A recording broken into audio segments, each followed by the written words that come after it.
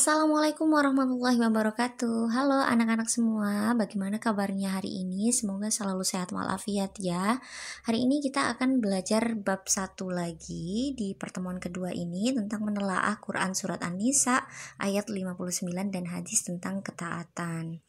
Yang sudah kamu pelajari kemarin adalah menulis tentang surat Quran surat An-Nisa ayat 59 dan juga mempelajari tentang tafsirnya yang menjelaskan tentang surat ini ya. Dan apa yang kamu dapatkan? Nah, kita bahas di bab ini, pertemuan ini anak-anak. Oke, kita ulang yuk bagaimana cara membaca Quran surat An-Nisa ini dengan baik dan benar.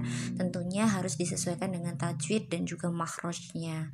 Kalian harus mengikuti di rumah. Apabila ada yang belum bisa, silakan kalian coba berkali-kali agar kamu bisa membaca setiap ayat dalam Al-Quran itu dengan baik dan benar. Bismillahirrahmanirrahim. Ya ayyuhalladzina amanu ati'ullaha wa ati'ur rasul wa ulil amri minkum fa in tanaza'tum fi syai'in faruddu ilallahi war rasul in kuntum tu'minuna billahi wal yaumil akhir dzalika khairu wa ahsanu ta'wila. Shadaqallahul azim. Silakan kalian baca surat An-Nisa ini berkali-kali, disesuaikan dengan makhrajnya agar kamu menjadi terbiasa ya anak-anak. Kita bahas tentang kemarin kalian sudah mendapatkan tugas tentang tafsir ayat ya. Kalian sudah mempelajari isi tafsirnya apa, bahwasannya kita dihimbau dalam ayat ini, kita dituntut untuk betul-betul patuh kepada perintah Allah dan juga kepada ajaran Rasulullah, karena ajaran Rasulullah itu adalah petunjuk dari Allah Subhanahu wa taala. Jadi tidak ada yang perlu kita ragukan selama sebuah ketaatan, sebuah peraturan itu tidak melanggar syariat, maka kita perlu mematuhinya ya anak-anak. Nah, dalam Quran surat An-Nisa ini sudah dikatakan bahwa ketaatan yang dimaksud adalah, yang pertama adalah taat kepada Allah, yang kedua taat kepada Rasul, dan juga kepada ulama yang sudah mengajarkan kita tentang hadis, kemudian memberikan kita wawasan tentang firman Allah, seperti itu ya anak-anak. Jadi tidak ada yang perlu kita ragukan lagi, kecuali itu sudah melanggar dari syariat, baru kita tidak perlu untuk mematuhinya. Nah, di sini ada di halaman 9. Sebagai upaya memahami lebih jauh ketaatan, berikut ini penjelasannya. Yang pertama, taat di antara disiplin dan beragama yang baik. Nah, sudah ada sebuah firman Allah di sini yang berbunyi, Qul ati'ullaha war rasulah fa in tawallaw fa innallaha la yuhibbul kafirin. Yang artinya, katakanlah, taatilah Allah dan Rasulnya.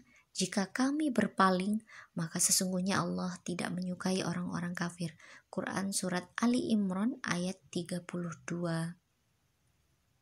Nah, di sini taat menjadi faktor terpenting dalam mewujudkan disiplin baik terhadap diri sendiri, keluarga, organisasi, masyarakat, bahkan dalam lingkup yang besar. Kalau kalian adalah sebagai siswa, maka yang pertama, di lingkungan sekolah kalian harus patuh kepada aturan sekolah. Yang utama, karena sistem daring seperti ini, kalian harus betul-betul taat kepada aturan yang dibuat oleh guru kalian masing-masing, sehingga kalian tidak ceroboh dalam melaksanakan tugas anak-anak. Ketahuilah, apa yang sudah kamu tunda-tunda itu mungkin akan menjadi masalah terbesar kamu di akhir nanti. Contohnya, tidak mengerjakan tugas tepat waktu, berarti kalian tidak disiplin. Maka di ujung semester nanti tugas kalian akan menumpuk banyak dan Kalian akan mendapatkan tagihan yang cukup banyak dari sekolah, sehingga dampaknya akan terjadi pada diri kamu sendiri anak-anak, bukan terjadi kepada orang lain. Kemudian di sini juga ada halaman 10. Islam menggariskan bahwa ketaatan sangat berkait dengan dasar, landasan, atau motif seseorang. Boleh jadi ada seseorang berbuat benar di jalan Allah Subhanahu wa taala, namun jika memiliki motif atau niat lain selain tertuju kepadanya, maka itu tidak dinamakan sebagai ketaatan. Firman Allah, Bismillahirrahmanirrahim. May yuti'ir rasul faqad ata'allah wa man tawalla fama arsalnaka 'alaihim hafizah. Sadaqallahul azim. Yang artinya, barang siapa yang menaati Rasul itu, sesungguhnya ia telah menaati Allah. Dan barang siapa yang berpaling dari ketaatan itu, maka kami tidak mengutusmu untuk menjadi pemelihara bagi mereka. Quran Surat An-Nisa ayat 80. Nah, yang dimaksud dari ayat ini apa anak-anak? Namun jika memiliki motif atau niat lain yang selain tertuju kepadanya, maka itu tidak dinamakan dengan ketaatan. Jadi apa?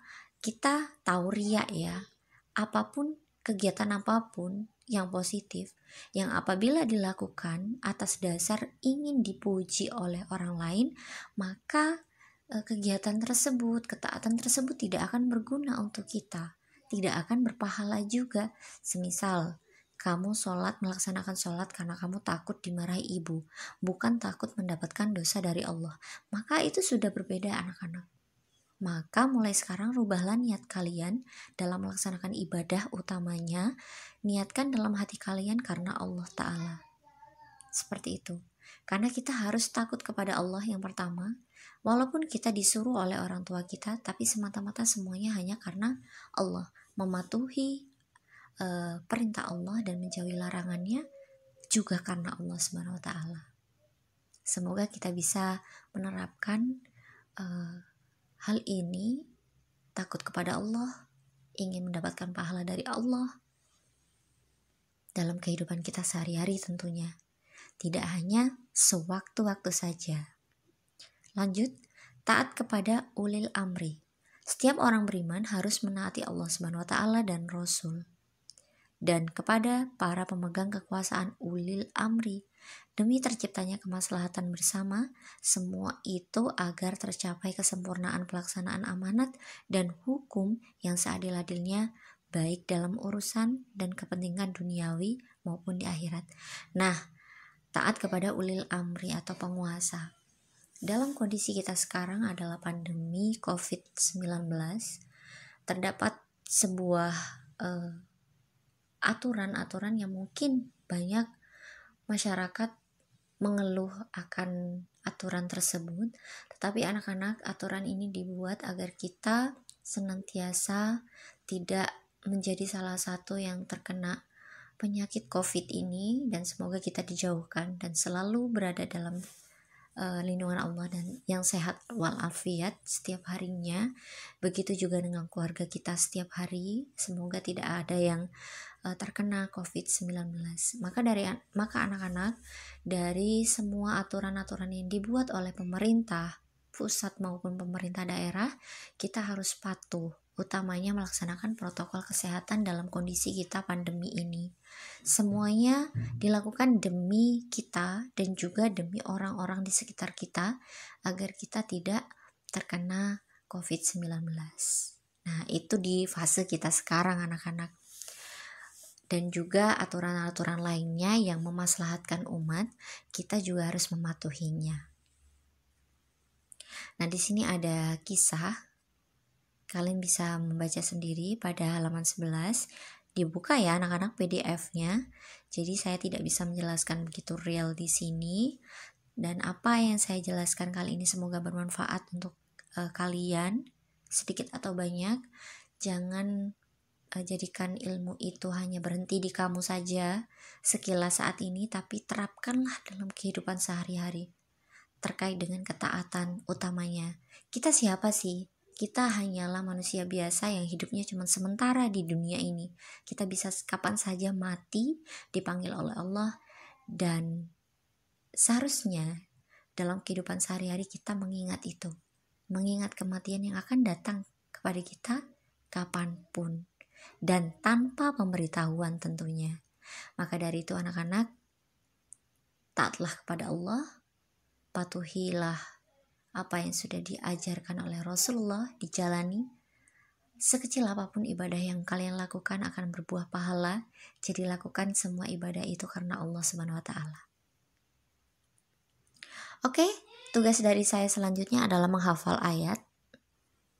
Silakan kalian baca berulang-ulang kali tentang surat An-Nisa ini sehingga kalian bisa betul-betul menghafalnya dengan baik. Mungkin itu saja yang bisa saya jelaskan. Pesan saya yang terakhir, marilah kita taat bersama-sama, taat kepada Allah dan taat kepada Rasulullah SAW, menjalani semua ibadah tanpa terkecuali dan semuanya niat karena Allah Subhanahu wa taala. Terima kasih. Wassalamualaikum warahmatullahi wabarakatuh.